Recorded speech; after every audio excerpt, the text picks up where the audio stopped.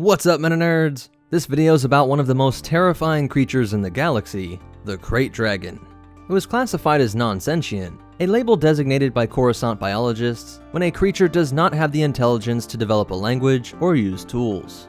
They are only found on the outer rim planet of Tatooine, but some believe they may have descended from the Dwinagwin.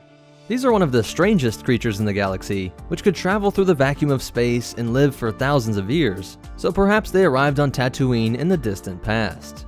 Though this connection is currently still a fringe theory at Coruscant universities, it has been confirmed that the Krayt Dragon descended from the Krayt.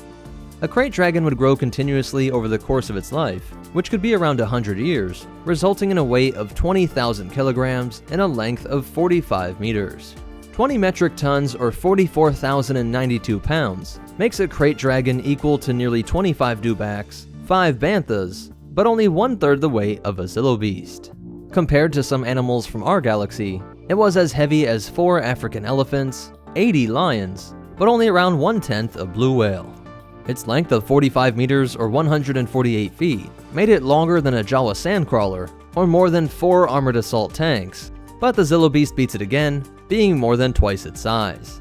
If one were found crawling over the dunes of Earth, it would be longer than 3 city buses and a little more than half a Boeing 747.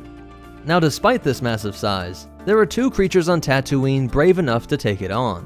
One was called the Sand Demon, a ferocious insect with razor-sharp legs, and the Tusken Raiders, ferocious humanoids, often derided as sand demons. Young sand people would hunt them in a ritual to prove themselves as warriors in this ruthless nomadic culture, which was a true test of accuracy, as only a perfectly placed shot would go through the weak bone over their sinus cavity, passing right into their brain. Because these adolescents would not be accepted back into the tribe until they secured a kill, this worked as an excellent way to get rid of annoying tweens. Jawas would also on occasion venture into Krayt Dragon territory. A Jawa brave enough to steal a Krayt Dragon's bones would earn the respect of its peers. Both Jawa and Tusken felt that the bones of this beast contained magical powers. As for its diet, the dragon had a unique way of processing its prey.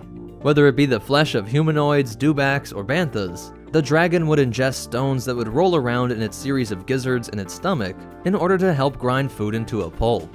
Interestingly, this same rock-eating technique to aid in digestion is seen in some birds and lizards here on Earth.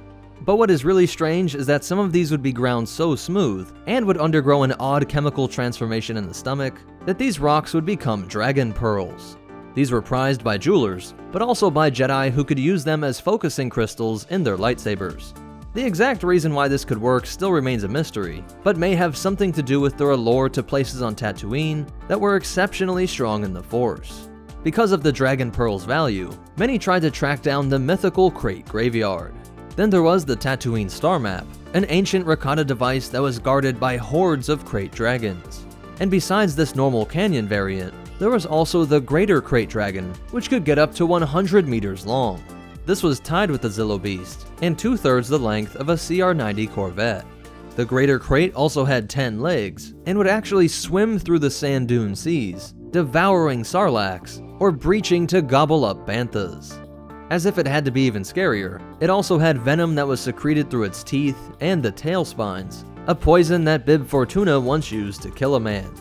The Fortuna family actually has a long history with Krayt Dragons, with Comad Fortuna assisting Revan in killing Krayts to get the star map. That was way back during the time of the Old Republic, around the time they installed these massive Krayt skeletons in the Corellian Space Museum.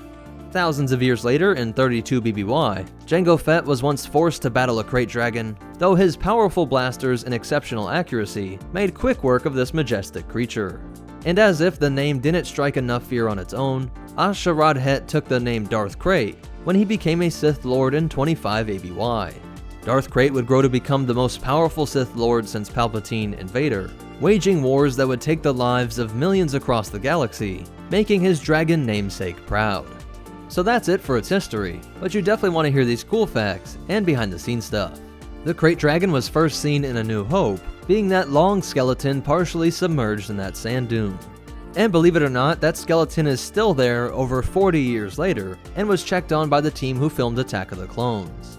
In the video game Star Wars Galaxies, players could get a backpack that was made from a Krayt Dragon skull.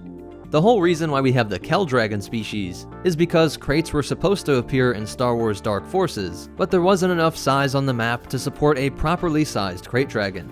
Myth has built up around these creatures even in-universe, with a popular holo thriller being Luke Skywalker and the Dragons of Tatooine, which showed that the Krayt could breathe fire, even though they were actually incapable of this.